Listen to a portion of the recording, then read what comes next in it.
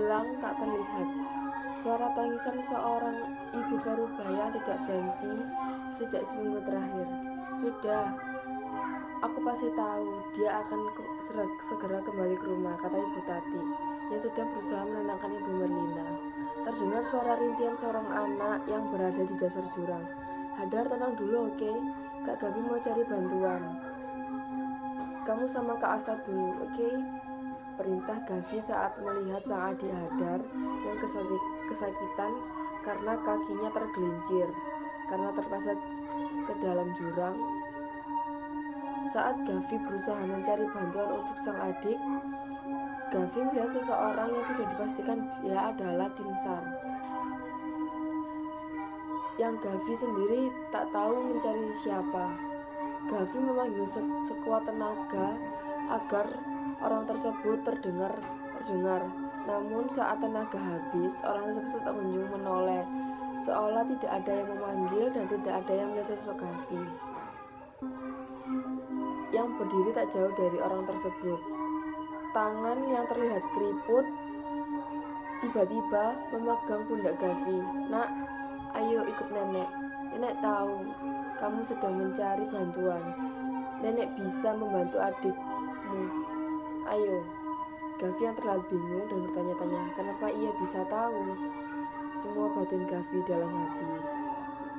Nenek dan Gavi yang sedang berjalan menuju sang adik Asta dan Hadar berada. Kak, lama banget sih, sakit tahu, kayak nyari harta karun aja, orang cuma nyari bantuan doang, ketus Hadar pada sang kakak Gavi.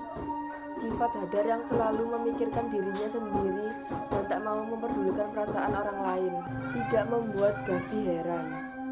Timsar yang kembali ke permukiman warga yang langsung disambut dengan warga sekitar.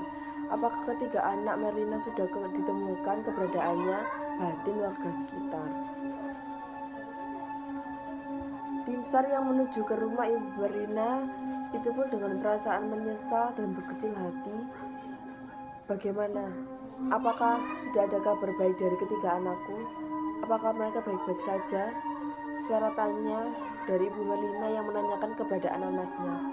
Saya dan Timsar lainnya mohon yang setulus-tulusnya, kami tidak bisa menemukan jejak terakhir anak ibu, karena anak ibu seperti berada di dunia lain.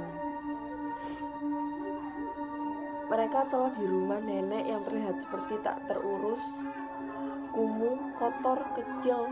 Nenek memerintahkan mereka masuk untuk beristirahat dan mengobati luka Hadar. Saat mereka berada di kamar, Asta yang membuka pembicaraan langsung memarahi Hadar. Hadar, kamu bisa gak sih jaga perasaan orang lain dan coba menghormati Gavi? Itu kakak kamu. Mungkin dia lama karena di sini tuh juga jarang ada orang. Jelas Asta kesal pada Hadar karena terlalu memikirkan dirinya sendiri. Setelah mengobati luka Hadar, nenek mengetahui ini bukan luka yang disebabkan karena tergelincir. Nenek si pemilik rumah yang dibuat beristirahat oleh ketiga saudara tersebut susah membuat kalian kembali ke rumah karena adikmu sudah melanggar aturan yang sudah dipercaya banyak orang, dan kejadian ini sudah terjadi berkali-kali, jelas nenek. Kepada gravitasi, sudah hampir 2 minggu ketiga anaknya tak kunjung kembali. Sore hari tiba. Seperti biasa sebelum anaknya hilang, Ibu Merlina selalu masak untuk ketiga anaknya untuk makan malam.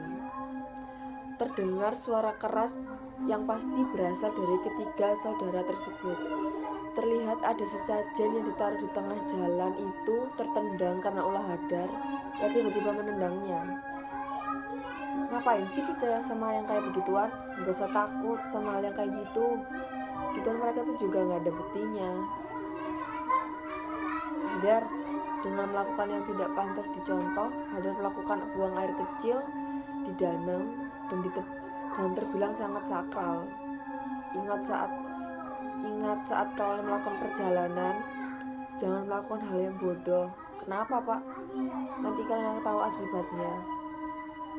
Dan juga sepertinya kalian bukan pertama kali mendaki gunung. Tidak, ini pertama kali bagiku mendaki gunung. Kecuali kakak-kakakku. Sebaiknya berhati-hatilah. Wajah gravitasi yang bingung bagaimana menyelamatkan sang adik. Piar, suara gelas yang awalnya digenggam tiba-tiba terjatuh.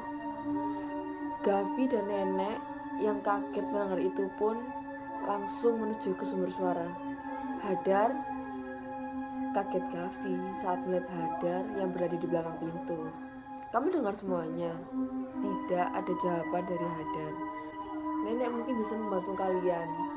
Bagaimana aku? Aku harus melakukan apa? Tapi kau harus melakukannya sendiri. Gavia langsung memegang pundak Hadar mengetahui pernyataan tersebut. Semua tergantung kalian, hanya ini satu-satunya cara. Terlihat Hadar yang sedang meyakinkan dirinya. Sebenarnya Hadar ingin cepat pulang dan bertemu sang ibu. Adikmu Hadar harus tidur di tepi danau dan berada di pelosok gunung selama 3 hari 3 malam. Sebelum itu ganti sesajen yang sempat kau tendang. Dan untuk kedua kakakmu dilarang untuk berada di sekitar sini. Mereka harus pulang. Mereka berpisah.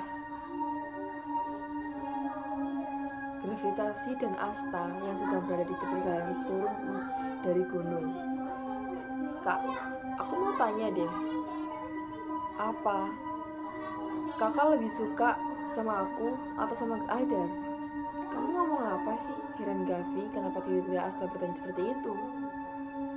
Gak apa-apa, cuma tanya aja. Karena aku suka kalau kita cuma jalan berdua gini tanpa adanya Hadar.